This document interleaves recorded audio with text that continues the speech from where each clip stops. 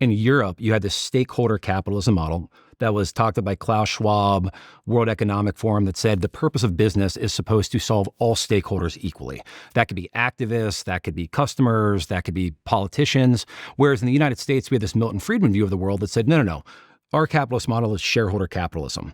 That, of course, they're these stakeholders, but we hold this shareholder paramount. This is the one that we always look through the lens of, are we benefiting the shareholder? And I think if you take a look at the last 50 years of history of that U.S. model that had the shareholder approach versus the stakeholder approach, the U.S. on every single financial metric has trounced that stakeholder model. Our financial markets have outperformed Europe by 3 to 4% annually. If you take a look at sort of the GDP of the United States, well above where we are in Europe, the purchasing power of the United States citizens versus Europe, we've trounced that model. But unfortunately, this European model, which was adopted by the United Nations, by the World Economic Forum, pushed by consulting firms like McKinsey, started coming into the United States, and unfortunately, it became a follow the money problem, where you had large asset managers, BlackRock, State Street, Vanguard. They sort of adopted it, started pushing on corporations, put people's money into ESG and DEI funds that they charged 3 to 4 times the amount of money on versus regular funds. And then all of a sudden we ended up in this problem that we were in right now, where everybody had adopted the stakeholder model, even though it did not make sense for most corporations.